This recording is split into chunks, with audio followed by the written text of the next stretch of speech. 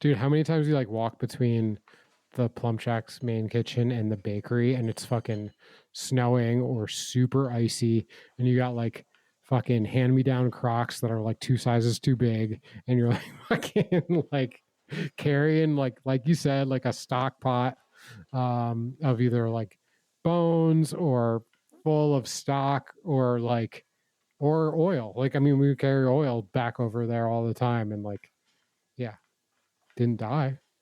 Survived that. Fuck you, Grim Reaper.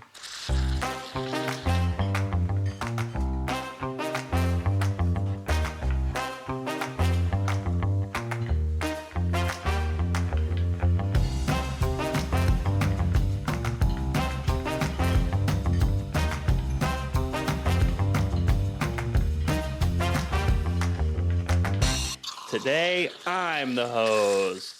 And my name is Ronnie Sanchez. His name is Brian Bistanza. And this is Whip Cream Salmon. This is the podcast where we talk about all things food, friends, and fuckery. Let's go! Let's go. Fuckery. Fuckery. Fuckery. What's up, Ronnie? Gobble, one of us. One of us. How are you, buddy? I'm great. Happy to be here. Happy Tuesday. Happy Tuesday. 2 for Tuesday. 2 for Tuesday. What was the 1 for? Monday, I'd imagine. Yeah. Yeah. For the boys. I had a quick and overly salty dinner. So my beer here is calling my name. Let's get it going. I've had it in the fridge for a little bit. I don't know if this is a Trader Joe's exclusive. What? Botswan American IPA. Pop-ups on my screen right now. Go away. We're a big Trader Joe's pod, huh? Trader Joe's, hit us with those sponsors, yo. Yeah. Pay us, get us money. Get a VIP parking spot in Trader Joe's. Ooh. It's tough to park there. Ooh. First pick of the lentil wraps. You know, they open early for you. The lentil wraps. I don't know who makes this, actually. Like I said, I think this might be like a Trader Joe's exclusive. Trader Joe's, probably. No idea. It's pretty mediocre. Okay. What do you drink? What is it? It's called Botswan American IPA. Ooh, a little IPA. Yeah. Ippity doodah. There's like not too much on the can, so kind of don't really know where it's from. Oh, here we go. Rhinelander Brewing. Rhinelander. Monroe, Wisconsin. Rhinelander. Huh? I'm drinking another Edmund Oast. Like it? Beer. Good beer. Yeah.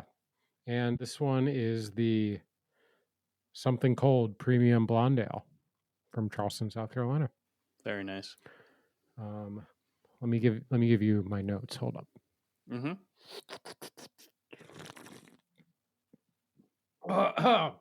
Oh, that hit the back of the throat a little too hard, probably. It's nice. It's really just nice blonde ale. I love a blonde ale. That concludes our tasting notes. Yeah, just really nice. And notes of niceness and happiness and hearts and butterflies. Beautiful. Nailed it. That's some fuckery for you. Yeah, we had a little bit of a challenge this week. A battle of the ages, a clash of titans. Battle of the wits, yeah. It was really just a friendly, why don't you cook this battle, but... Yeah. Not much of a battle going on, but we both, I think, cooked some pretty cool food. Mm-hmm. Yeah. You sent me some pictures of you preparing the meal. Yeah. But I haven't heard anything about how it went, how it was. Well, I wanted to save that for you and here and all our listeners, you know what I mean? Yeah, Brian made a Hungarian goulash. Sure did. It's a family classic of mine, a family staple from my mom's side. It's a classic Sanchez recipe. Yep. It's from my mom's side. But yeah, I did show you some pictures of I kind of dry brine. I don't know if you would really call it that. I kind of seasoned the meat a couple hours before. I kind of seared it off and got all that moisture out, so I got a nice brown on there. I did big chunks of beef. They're probably like, I don't know, like 2-inch cubes, big suckers. It's good. I got a chuck. It was probably, I don't know, it was a big boy. I don't know. It could have been like 3 pounds or something, maybe. Okay. Yeah, cubed it up, seared it off. Really awesome dish, dude. Yeah. So seared the meat, took the meat out, threw a bunch of onions in there, got them like a little brown, deglazed. There's no wine in these recipes. I was like kind of looking for like an alcohol to add in. I didn't do it, but I was thinking like I would have typically, like if I was doing a regular like American beef stew, I would have done some red wine there. You could probably do some like beer or something. Maybe that would be nice. Did you look across But I just deglazed with. I just deglazed with the chicken stock. Okay. Did you look across multiple recipes? Were they all wineless? Okay, that's interesting. Yeah. It's been probably at least a year since I've last made it. So I would have thought some kind of like a red wine as well. But I guess not from what you found. For the listeners who don't know, yeah. So like there are like different flavors that come out that are soluble by different compounds, and so there's water soluble flavors, there's fat soluble flavors, and there's alcohol soluble flavors.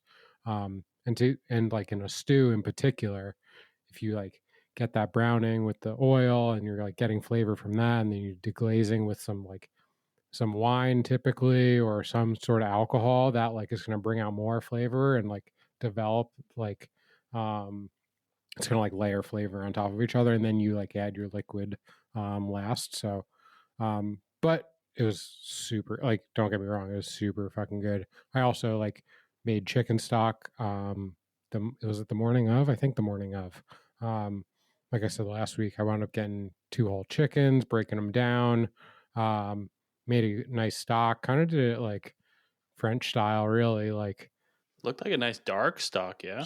Yeah, super low and slow. Probably went for like 4.5 hours through the mirepoix and spices in probably with 45 minutes to go or so. Okay. And yeah, I probably yielded only, I have like a quart left. I think I probably only yielded like 3 quarts maybe. Roasted the bones. Yeah, it was a really good stock, and most of it, most of it went into the goulash.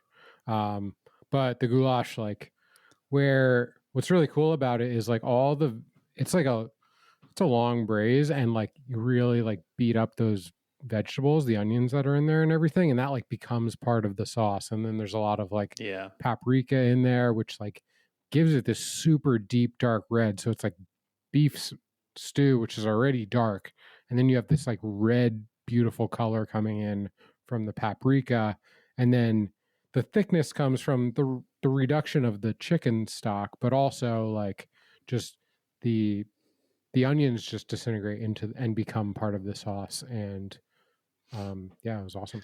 And I think also there's so much dry paprika in there that it like the paprika itself almost becomes like a thickening agent after a while.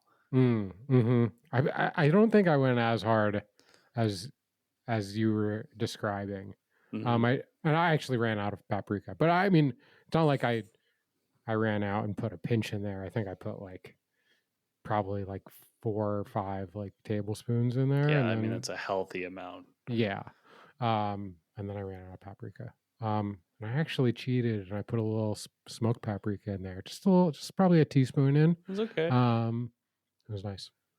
Nice. It was nice. Oh, and I had it with I had some like russets that I boiled off to the side and served it with that. Didn't have any sour cream, so that's okay. You know, I mean, it's not traditional. Like I said, it's something that I've just kind of added over time, but I'm sure you could see how it would go. A lot of the recipes, like, you have it too, though. Oh, really? Oh, yeah. And okay. I also have more insight into. You said that you went over to your friend's house when you were a kid, and You said that Yeah, his yeah. mom was serving goulash, and you got there, and it was like macaroni and like ground beef, basically, It right? was like a Puttanesca. Um, yeah. What is this? Every single recipe I looked at referenced, hey, if you're American, you're probably pretty confused right now because you think that this is supposed to be ground beef and noodles, and it's not. Really? Yeah, so that's like a very common American like homemaker Susie homemaker dish, I think. I never had Interesting. it. My mom never made it. Um, Yeah, I think it's just like a generic name that, yeah. or it's become that anyway. Mm-hmm. Yeah. There's different types of goulash, like yeah. Because there's like Austrian and then there's Hungarian, and they're all kind of very similar. Yeah, except for the American one. Except for the American one. And you can keep that. Mm-hmm. We can keep it. We are the Americans. The American people. Yeah. For the boys. But you liked it? It was good? Yeah. And I also saw that you made some really, really good looking chicken and dumplings. I did. Yeah, I was actually really pumped that you challenged me to make that because, as I said in the last episode, one of my favorite things after Thanksgiving is being able to make the turkey stock and then use the leftovers to make turkey and dumplings. And so Rochelle had expressed that she was disappointed that even though we had really great smoked turkey, that we wouldn't be having that. So, yeah, for some reason we had some chicken breasts in the freezer, but they were like bone in chicken breast. It has like the rib cage. Yeah. I don't know when we got those, or I don't know. I mean, I remember like cryovacuuming them, but I don't really remember like why we got them. They must have just been on sale or something. And I was like, yeah, I'll do something with those. So I broke those out and I, deboned them, and I made a stock with the chicken bones from the rib cage and everything. And I had 4. I did something different with 2 of them, and I'll save that for the end for my challenge for Brian. Ooh. Stay tuned. But yeah, made a nice chicken stock similar to what you described. And yeah, I think, is it like Southern style chicken and dumplings with you got like, I don't know, the dumplings, because there's different kinds. Like at my, like the chicken and dumplings that I grew up eating, it was more like soupy, like a chicken noodle soup kind of with dumplings in it. This is like much thicker, more like a chowder, if you will. And the dumplings are like bread dumplings. But the recipe I followed, I think it called for maybe buttermilk or cream, and I only had milk, so I went with that, and it made the dumps real loose. Which Ronnie always has loose dumps. dude, it didn't look the most appealing, but they were super good. They were super tender. They just weren't uniform. And I had a moment where I thought I ruined dinner, but didn't ruin dinner. It came out great. Everything was delicious. Looked so fire. Yeah, it was fucking awesome. So, it's so comforting. Those like the bread dumplings in the soup. It's just, yeah, it's delicious. I've actually had very little chicken and dumplings. I don't know that I knew what it was until I was in my 20s. Where to the point where I was like confused. I was like dumplings and like chicken and dumplings. Like I thought it was like Japanese or like wonton soup, I guess is like what I had pictured in my mind. And then when I finally had it, I was like, oh, this is a special dish. But yeah, I've probably only had it like 3 or 4 times in my life, I feel. Yeah, the dumpling, like chicken and dumplings that my mom makes there, I think they call it sheet dumplings, and it's actually like a flat dough, like cut into squares, and you drop that in there. This one is like much looser, like I don't know, like a fucking bowl of raw dough, and you just scoop it up. It's pretty wet. Yeah.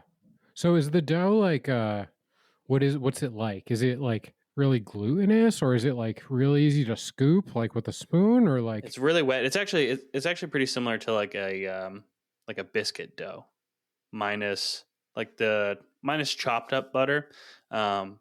It did have melted butter. Actually, that may have been part of my problem. Maybe my butter was a little too hot when I added it, so it was like my dough was like really loose. mm-hmm. But But for that dish, right? Like, so isn't that good. like really like you did mention you were like, oh, these might be too soft. Yeah. I'm not sure though that like does that matter? Like, I guess if you made it again, you would know. But like, No. it's already a wet dish. It's already soup. I mean, I guess you want a Yeah. little more to bite into and like soak up the soup. Is that the intent? Yeah, I think you're just kind of looking for like a more uniform shape between them all, so that they cook evenly, and at the end, like really what should happen is they all kind of like rise to the surface, and Yeah. they kind of create like I don't know, a layer of dumps across the top. But this was Yeah. like they were so wet that like I was trying to kind of like quenelle them, and drop them in, Mm-hmm. but it was like it's like quenelling like a glass of milk, it was too loose. So I was like doing the best I could, moving quick and dropping them in there, but they were really kind of just taking a shape of their own. Throwing a hot dog down a hallway kind of vibe. I don't know if that's the same reference, but yeah, I mean it was pretty similar. It's loose.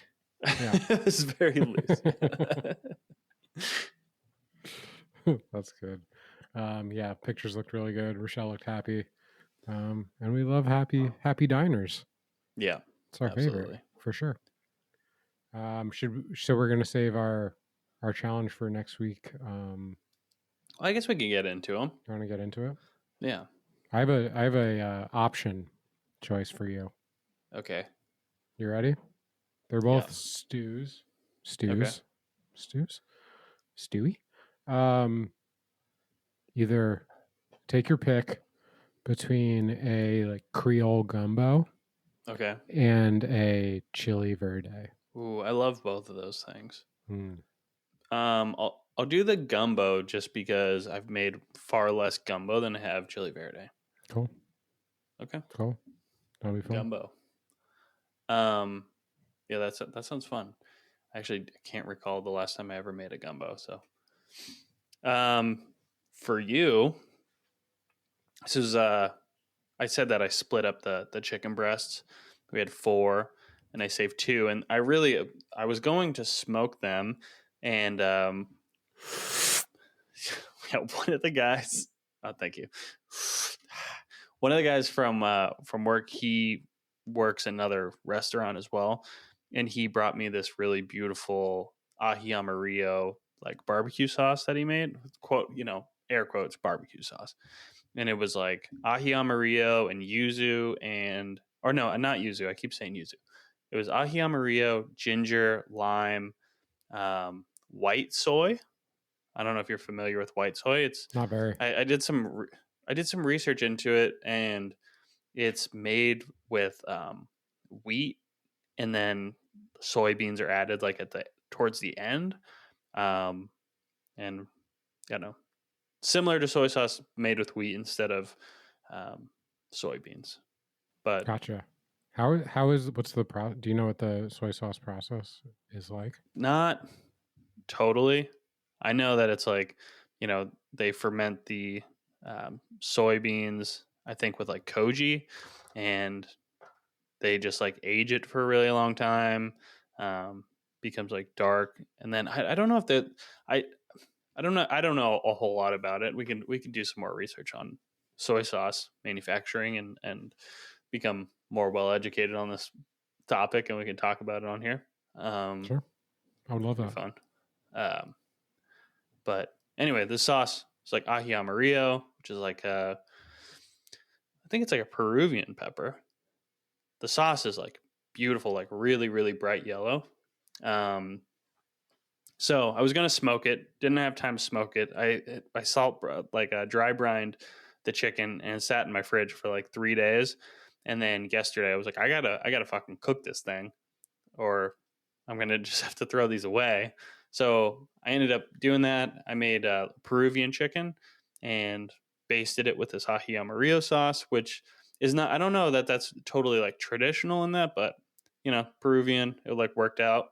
There's this really nice, it's called the ají verde sauce. It's kind of like a creamy verde sauce. It's got like cilantro and peppers and lime juice, and then served it up with some like black beans and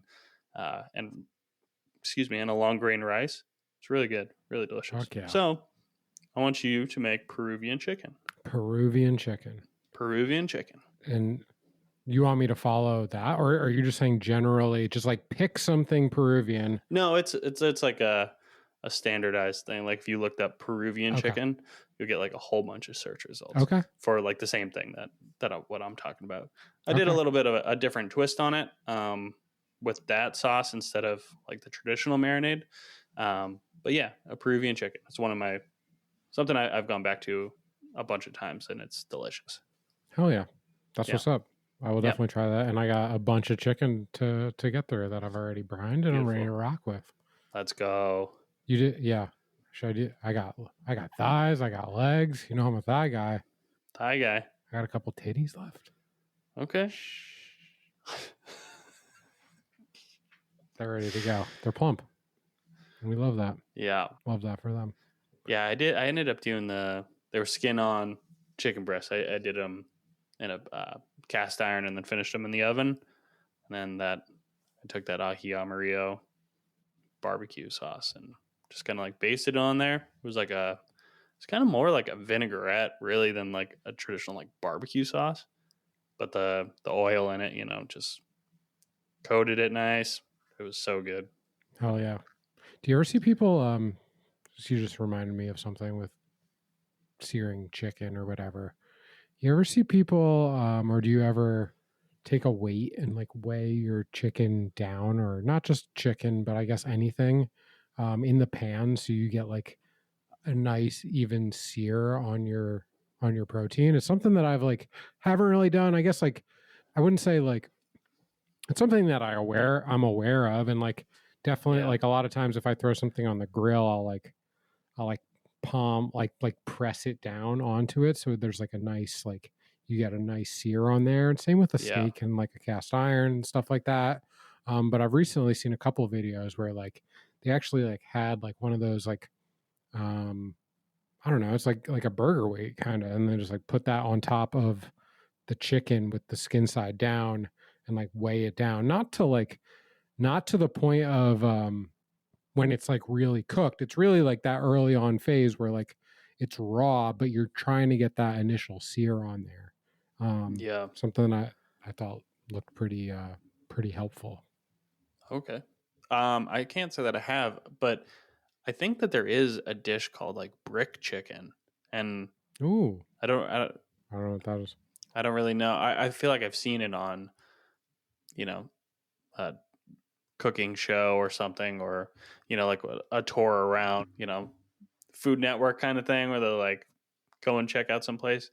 And yeah, I think it's kind of the same thing. I think it's like a literal brick that they like put on the chicken. Okay. I can't really speak to what the benefit of that is other than getting a nice crispy skin on one side, but yeah. I don't know. Right. Yeah, I mean that seems the reason to do that. Yeah. Cool. Yeah, I'm excited. Peruvian chicken. That'll be really fun. We didn't really talk about getting into any topics, but I did have an idea of some stuff to talk about, and we've been talking, or we always talk generally about like food travels and stuff, and I was wondering if we could go through some of like our top destinations for dining. I mean, I know that you've been talking about Japan a lot lately.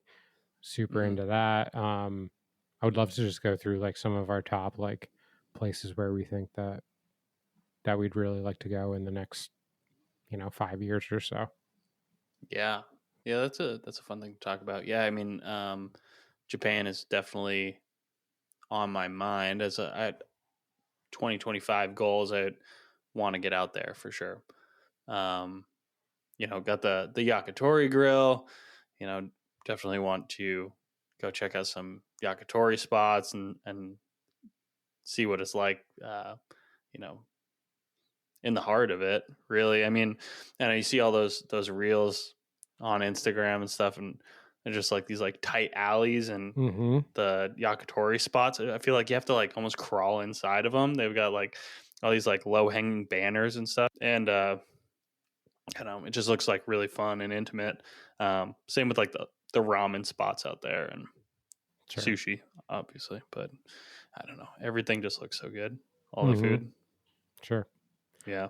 And on a side note, I was talking to my friend Alexa yesterday, and we were trading stories about Thailand travels, and she like was like not into Bangkok. She's like, I don't like Bangkok at all. Really? And she also was like kind of made the point of like Thai food, like she like didn't like the Thai food, and she like felt that like the Thai food that like, because she said that it was like fairly accessible to like where we get it here, we can get it here. I kind of, I was like, we couldn't have had a more different experience eating food in Thailand, right? Like I was like so fired up with the food. I thought it was all like creative and different and new and exciting. I think though, like, I think she kind of spent a lot of time in the kind of Western areas where we saw that stuff, right? We were like down in the islands, and we were like, it was still like good food. We were only there for a few days, but she was there for a month, and maybe for a month doing the same green curry over and over again, you might get pretty sick of it. Yeah. That wasn't our experience at all. She was especially like in Bangkok. She was up north a bit, but she was also down south as well. Yeah. Okay. Yeah. But anyway, yeah. Couldn't have had a more different experience. I thought it was fascinating for sure. Yeah. I know. I mean, I don't know. I think about Thailand like almost every day. Yeah, I think about Bangkok like all the time. I was like, that's my favorite place. Yeah. I like gush about it to Rochelle all the time. Like, so awesome. Every part of it was fucking so awesome. Remember just eating snacks all the time? All the time. That was my favorite thing. It was like, I can afford everything. Breakfast, lunch, dinner, snacks. Like, he's balling. Walk around with the fucking Singha in my hand. I felt great. Yeah, that's awesome. Yeah. Other places that are on my mind, I mean, Japan's certainly high up on the list, and a lot of like other Asian countries are high up on that list too. I think like South Korea for me is like very high up on the list. Yeah. If China scares me a little bit, but it's like pretty high up on the list for food stuff. And I've heard some crazy stories. But it definitely makes me nervous. And I do think that like our experience in Thailand it was like very like, we said this all the time, right? We're like, we feel very safe here. I don't know when you end up in another place and you like no one is like really speaking the language as you, like how you're going to feel and how you're going to react, right? Yeah. Not to say that people don't speak English, and I think many people would, but I also like there's some lore of China that makes it a little scary to me. Sure. But if we're going to take and I would like to take the kind of approach of like, well, money is no object, not fully, but like I know that traveling to Europe is more expensive than traveling to Thailand. It's facts. Like, there's nothing more to say about that. But I still think it's fun. It's fun to kind of explore those things. I think when it comes to like Europe, I think that Spain, France, and Italy are like very high up on the list. Yeah. I mean, but everything, but like Spain, a lot, Italy, a lot, and France too. Portugal too for me. Yeah. The four of those. I don't know, particularly for like I don't know. I just love like the coastal food there in particular. The seafood that's available there, combined with those Mediterranean ingredients and spices and flavors, I think are awesome. And I would, if I was, I think like Japan, if top 5 in no particular order, I think Japan's on that list. I think I think Spain's definitely on that list. Just to put one more on there right now, and yeah, the other few as well. Yeah. Yeah, you said Portugal. What most excites you about Portugal? I know Ben Pachotti spent some time there. Kate's family's from there. Oh, really? Yeah. Yeah, I don't know. I think. Well, I mean, just that region in general, but I mean, I think there's lots of great seafood, and there's a lot that I don't know about it as well. Um, I think Portugal is becoming a more and more popular travel destination. Um, and I had some friends that were out there recently. They were in Lisbon, and they said it was incredible. And Nice. but I mean, everything that they sent me, all the pictures of all their food that they sent, everywhere they ate. I mean, everything just looked amazing. But yeah, lots of seafood. So very similar to Spain in a lot of ways. Mm-hmm. Same but different. Yeah. Yeah. I mean, for sure. I think the cuisines are similar. And then we could also talk about like places that, I mean, we're in North Carolina, right? There's stuff that's like pretty accessible to us from here, Yeah. particularly Mexico and the Caribbean, and the islands there, and even like northern South America. I think Yeah. is like pretty close to us, just geographically, which makes like travel easier for Yeah. sure. Um, I would love to, I would love to spend more, or really like any amount of significant time in Mexico, though. Yeah. I mean, Did for you spend much time there when you were in San Diego? never been. Yeah. Um, yeah. When I was like in like middle school and even like early high school in San Diego, Tijuana was like a popular travel destination for 18-year-old high school kids or freshly out of high school, because you could go just an hour or half, not even an hour, half hour from where we were at, and it was legal to drink and go to clubs and do whatever you can do in Tijuana. But as I got closer to being 18 years old myself, um, Tijuana became a bit more dangerous with the cartels and whatnot down there. So it was no longer it it was no longer advised to go and travel down there. Um, I have a buddy that lives up in Minnesota, uh-huh. and he has property down in Mexico. Cool. And but he rents it, right? It's like in a gate. It's like a gated kind of community with not tall walls, but I don't know if they're 8 or 10 feet tall. I remember or I don't remember exactly what he said, but and his house, he had a house like right kind of on the wall, or like right inside the wall, Hmm. and he's renting it out to this Canadian lady, and she got fucking robbed. Oh, really? They yeah, they like scaled right up the side of the wall, like jumped off the wall over onto the roof of their house, of his house, but Oh shit. her residence. Went in there, took her laptop and whatever cash was out, and that was kind of it. Um, Hmm.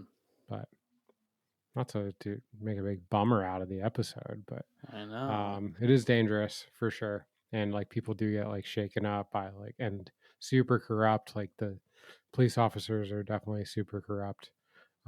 But I think in a place like that, you kind of like can pick and choose some areas that are safer. While I was working at Plumcheck, I this kid. His name is Matt. We called him Beansy. Um, I forget why, but anyway, so Beansy, he looked like a white kid, but I mean, he speaks fluent Spanish. I think he was like part Mexican himself. But after he left Plumcheck, he moved, or he went down to Mexico City for a while, and he staged at like a bunch of really nice, like Michelin star restaurants down there. And there's a restaurant called Pujol, and Pujol is They actually are one of the like featured restaurants on Chef's Table. I think in like season 1. If you remember that, like it's one of the dishes is it's just mole. It's like mole like poured out onto a plate, and then there's like a different color mole just kind of like poured on top of that, and they're like aged differently, and they like the idea is to have like very contrasting flavors, to showcase like the age difference between them. But like I don't think there's any silverware at Pujol. It's all like different tortillas, and yeah, it's pretty cool. It's really That cool. is pretty cool. Yeah, that sounds awesome. Yeah, I know he got to eat there. I don't know if he staged there. I think he definitely inquired, but I feel like I remember him saying that he wasn't able to get a stage there. Yeah, but I'm sure people are banging on the door to get in a spot like that for sure, to go stage for the day, for especially after showing up on Netflix, you know. Yeah, for sure. Also, I mean, super accessible to us is like Puerto Rico and the Dominican Republic. Mm-hmm. I don't know how good of a time that would be. I know that the people that I've met who are Dominican and Puerto Rican make really awesome food, and like really good, like you know, Puerto Rican or Dominican food in particular. I don't know what the experience is like as far as like a traveler to go there. Mm-hmm. There's something really nice about Thailand. Like we had like a really like high end traveler experience in Thailand for relatively inexpensive. Take the cost out of it. I think that like you might go to different places in these different countries, might get like not like necessarily like shady, like you're going to get hurt or in danger or you're going to get kidnapped. Maybe, certainly possible, traveling abroad for sure. But definitely like, I don't know. I've heard a lot about like trash on the beach type stuff, and like these like, dead dog beaches in Puerto Rico and like all that. And like, I follow this Instagrammer, and he adopted a dog that was like on this beach. It's just like there's like thousands of dogs that are just like, strays that are like out there, and he wound up adopting this pit bull that was on the beach, and it's awesome. But I don't know what the experience would like to be there, but I don't know. That's part of the reason to travel for me. It's not always to have like the most glamorous, like pretty, pristine hotel room. That's like not at all what I'm interested in. Right. It's nice when you have a nice hotel room, for sure. But like, shouldn't be spending much. Get me on the streets to see some shit. Yeah, that's what you shouldn't be spending much time in your hotel room anyway when you're traveling like that, So yeah. No, I agree 100%. I also, our neighbors just north of us. I really want to get up to Montreal.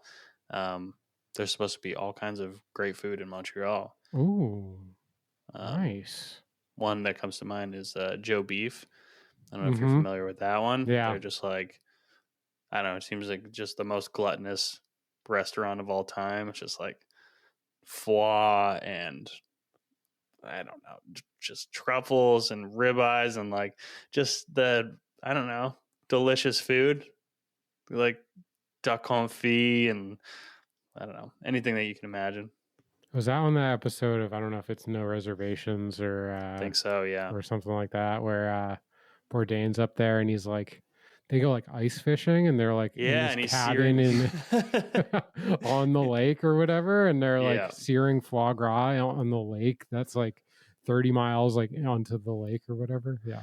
The best thing, they're searing it. I think they're searing it like right on top of the like wood fire stove. It's fire. Like I don't even know if there was like a pan on it. They were just like raw dog in the stove, a piece of. Oh, were they? I mean, there could have been a pan. I can't recall, but in my memory, I feel like they were just like right on top of the stove. That's awesome. Super dope. That's fire. I mean, we should do that. We'd make just a quick weekend trip of that. 3-4 days out there. For sure. Yeah, get some flights up there to hang out, do some play some hockey or whatever. Yeah. Do some fucking slap shots. Yeah. Some slap shots, bro. You got a wicked wrist there. Mm-hmm. Fucking Canadians. The old knuckle puck. Mm-hmm. Yeah. We should do that. Yeah. I would love that. And then, I mean, we didn't even really talk about, which people never talk about it, but there's a lot of things to do in the States. Oh, yeah. And I think that that's like a super good option for a lot of people. I mean, we do it sometimes. I mean, we definitely travel like around wherever we live, and we go north and we go south and east and west and all that. But like, I don't know. I think like really traveling to different places in the country would be pretty cool too. Yeah. Yeah. I mean, I've been fortunate enough to be able to see a lot of different places in this country and travel around quite a bit. But I mean, there's still so many things that I would love to do and see in this country that I just haven't gotten to yet. Yeah. Yeah. What's your number one in the States destination? Recently, I've been thinking about New Orleans. I haven't been to New Orleans. That's what I was just gonna say. That's awesome. Right, were you? Have you been Yeah. down there? No, I haven't. But like, So we got to make a New Orleans trip. yeah, for sure. We can go get some gumbo down there. Get some gumbo. Get some beignets and shit. Some donuts. Yeah. Yeah. Put some beads on. Yeah. Yeah. I want to throw beads at Brian. You're gonna throw beads at me? I I'll mean, take my top off. You got to work for them, but I'll throw some beads your way. I'll dump them. Dump them. I don't think that going during Mardi Gras is the optimal. No, that's not my vibe either. I've Yeah. actually heard that Jazz Week is a much better time Mm-hmm. to go. I think it's like the week before or the week after, but Mardi Gras, that is. Right. Oh, But, okay. Yeah. No, I don't. Yeah, I would even almost vote for like going to some off-season time. Just you know a what I mean? normal time. Yeah. Yeah. I mean, honestly, You just get such a different vibe when you're in a city, and it's like there's that. Hold on. we got a special guest in the studio, Yeah, Emmy. she's sad because she's has a wet butt right now. I'm gonna go take her out. Father like daughter. Pause. Well, I think it's about time to get into some idiot sandwiches. What are you? Idiot. You stupid idiot! I'm an idiot sandwich. You're an idiot! Of all the idiots, you stand alone. Idiot sandwich. Idiot yeah. sandwich. Rock on. Rock on.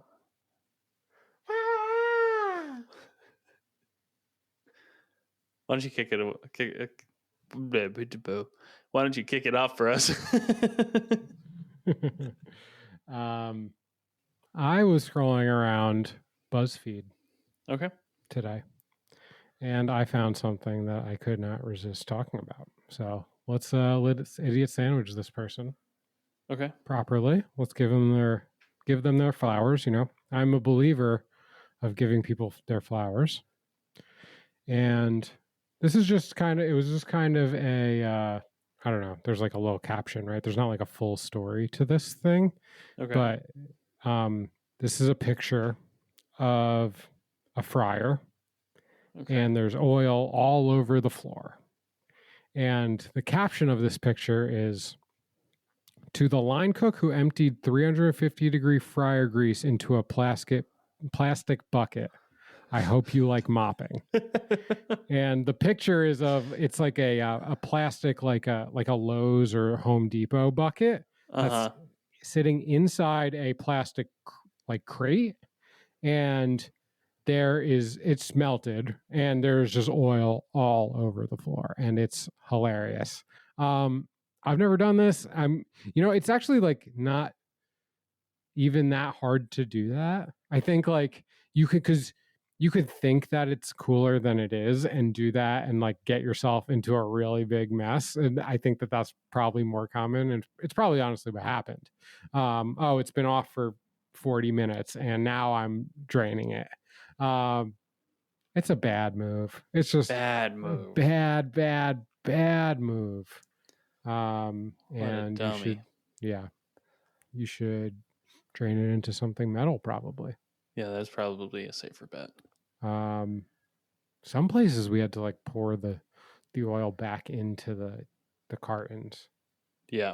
I forget where I worked out that we did that, but we definitely like had to like cool it and then like pour it back into the thing. Super annoying. Did I tell you about the fryers that they have at the new cafeteria that we're going to be working in? No, not really. How they're like self cleaning, or they don't clean the fryer, but the oil is like self filtering. Oh, okay. Yeah. So you can like, I've never used one of these before, but there's a cycle. You can like hit the cycle and it'll drain the oil that's in it, and it goes like into like a lower compartment, and it actually will like filter all your oil, and then it'll refill the fryer afterwards. That's fire. Super dope. Yeah. That's fire.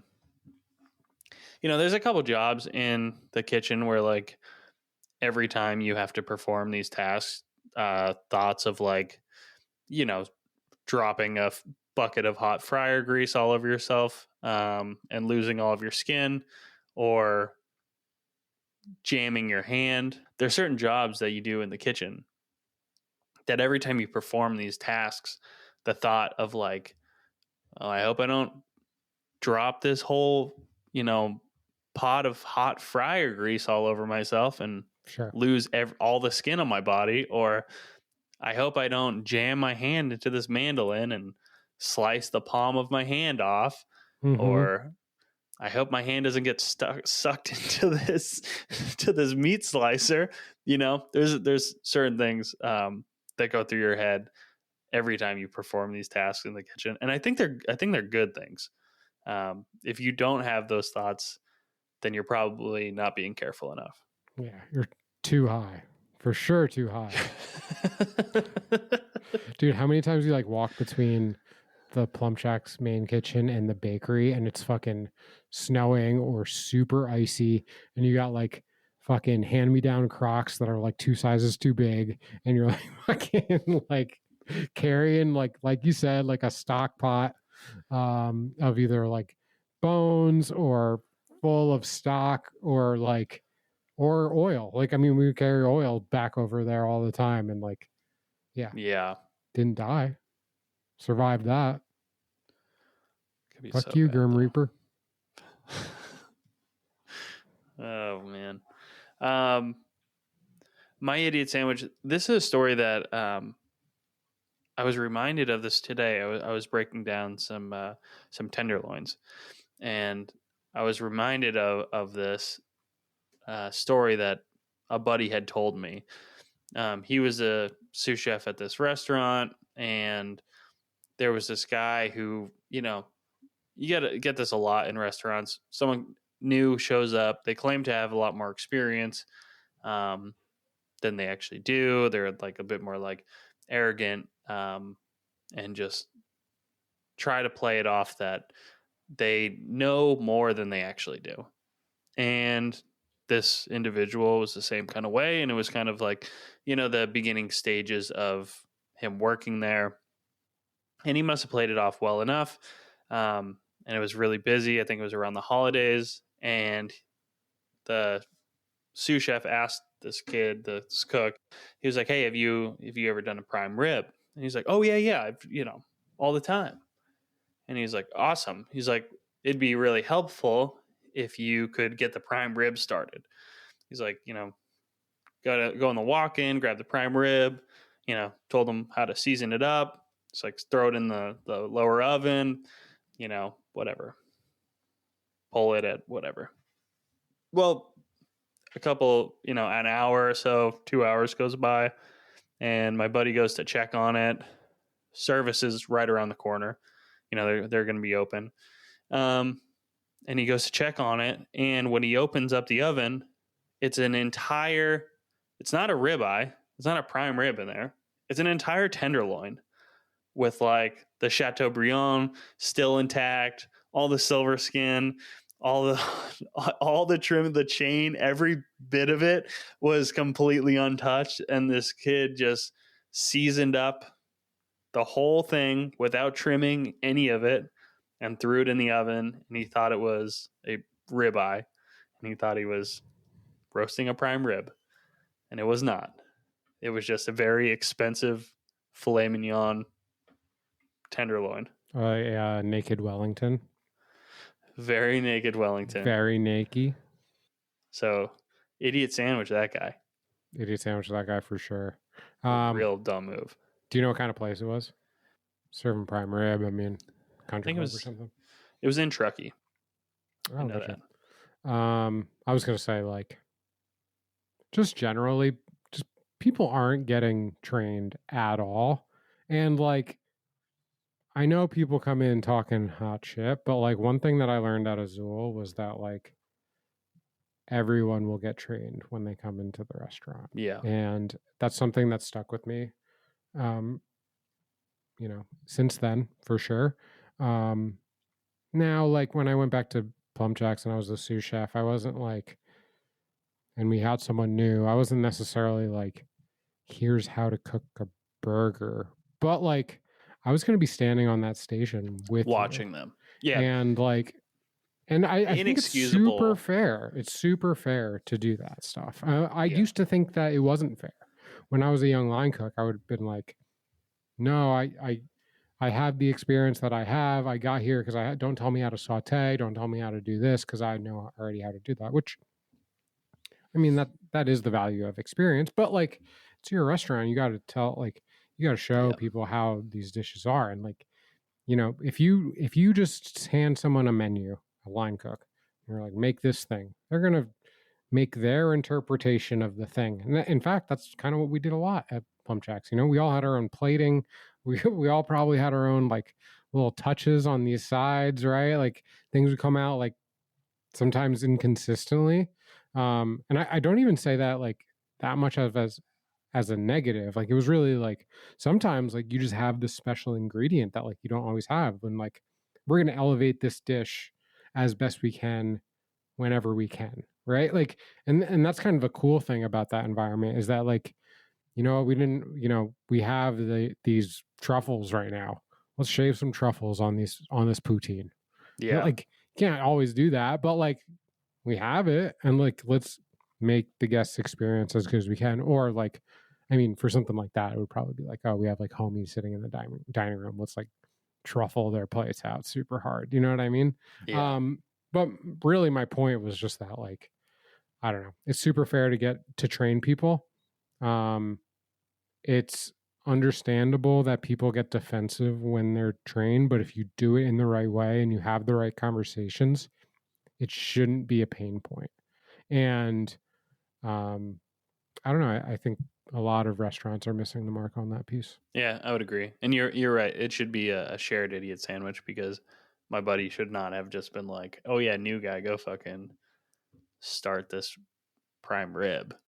Yeah. And you know that feeling, right? When you're like, when you, I don't know, you're putting on this thing because you just want people to think that you're cool, man, and you're like, oh yeah, I'm a good cook, or like I just, and then he's probably just standing in that. I'm like picturing his face. He's like, oh, what the fuck's a prime rib? Or I know it's a big piece of meat. Like, let me just grab this thing. It looks, yeah, that's it, or whatever, Dude, but to not even like trim it or anything, like that thing. I mean, it's just garbage at that point, right? I mean, it's a family meal. What are you gonna do with that? It's probably like well done, really quick. Yeah, for sure. Idiot sandwich, that kid. Yeah, and that other kid. Both and the y'all owner. Dummies. Probably the owner. It's always the owner's fault. Rule number one. Mm-hmm. Idiots are coming to town. Idiots are coming to town. Great job, me. You hear it? The bell? How do you do it? Let me hit you with some knowledge. This is the moment we've all been waiting for. I hear the school bell. The school bus or the bell? Are we walking to school? Does the school bus have a bell? No, it has that weird that little thing that flips out. Stop sign. No, not that. The yellow thing that's like you have to walk 10 meters in front of the bus before you cross the street. School bus should have a a song like the ice cream truck. School bus is coming to town. There you go. That's a good one. Yeah, I like that. Nice. It's a whipped cream salmon school for cooks that don't cook good. Let's go. You good? You good? Go ahead. Well, with the holidays coming up, I know factually Right. that many of the listeners of this podcast, Our when they pod. go, our pod, Whip Cream Okay. Salmon, This one. whipcreamsalmon@gmail.com, at Whip Cream Salmon. I know that Follow, when they like, go, subscribe. yeah, all the things. Dump them. I know that when the listeners are going into their cupboard to get there and they're looking through the pots and pans that they have, and hey, they're like, oh, it's morning, Saturday morning. I'm going to make myself some sunny side up eggs. Okay. And I know when our listeners are going into their cupboard and they pull out that beat up, shitty, scratched up nonstick and they put that thing on the stove and they heat it up and they crack some eggs into there, and then you get those like weird little tiny bubbles on the eggs when you like know it's stuck and like you're just like in disbelief. You're like, this thing is so fucking stuck. My tip for this week, Ronnie Sanchez. Holidays are coming up. Family members are asking you what you want. Replace that shitty nonstick that you have and get yourself. Amen. It doesn't have to be expensive. Shouldn't be, actually. I asked my mother for a nonstick. I sent her an Amazon link. It was $20. Great. Send it. And I'm going to have 100%. slippery eggs pretty soon. Dude, we just replaced ours very recently. Let's go. Same thing. Angry every morning. Yeah. Crack an egg. Furious. Yeah. My fucking eggs are ruined. You don't want to be sad. And then tip number 2, bonus tip, just take care of that nonstick pan too. Yeah. Put a towel on it, kitchen towel, put it on that before you put anything else on it. If you're going to stack stuff on it, make sure you protect that sweet, sweet Teflon. Yeah. They're so cheap. And it was one of those things when we finally replaced it, it was like, I think the pan I got was like $14. You know what I don't eat anymore? Scrambled eggs. Because all my eggs are perfectly sunny side up or over easy, over medium, however I want them. I get them that way. And the scrambled eggs are much better though when you have a nonstick. You can make them with the with the other way, but like you don't actually get the part that's touching the pan because that part's just stuck, and then you get this like weird, like it's not gummy. That's not the texture. It's still scrambled eggs, but it's not like that super fluffy scramble. All right, because the difference is when you eat scrambled eggs that you made in your shitty Teflon pan, they became scrambled. You were trying to make an over easy egg, and it didn't work. So now you're having scrambled eggs that you didn't whisk before you put them into the pan. Yeah, booty eggs. Booty everywhere. Oh, that's it. That's a great tip. And then bonus tip for me. Bonus tip number 2. Okay. It's not a tip at all. I'm going to challenge myself to make one of those beautiful Japanese, it's like the omelet thing where you cut it with the knife and you fucking, and it falls over the rice and stuff. Well, you have a name for it? It's called the omurice. Yeah. I want to make one of those. Yeah. With my fresh new nonstick. Not a tip. It's good for you to know, though. I also want to do that. Yeah. We'll update each other on our progress on our omurice because it's been something that I've wanted to do as well. It's supposed to be very difficult to do. There's that other technique which where they have like chopsticks and you're just like spinning it. Oh yeah, it makes like a tornado. One? Yeah, it's really the egg-nado. Yeah, egg-nado. Yeah. Pretty cool. Yeah. Eggs on a plane. Sick of these motherfucking eggs on this motherfucking plane. Classic. Okay, my tip. Chicken breasts are terrible. They don't have to be. Okay. So many people take a fucking boneless, skinless chicken breast and they sprinkle some salt on it, maybe a little pepper or paprika for color, and they just like throw it on a sheet tray and put it in the oven. And you eat the driest fucking chicken. It's disgusting. You should be ashamed of yourselves. Stop Gross. doing that. Bleh. Blah. What you should be doing, and this is something that I really enjoy doing, season your chicken heavily.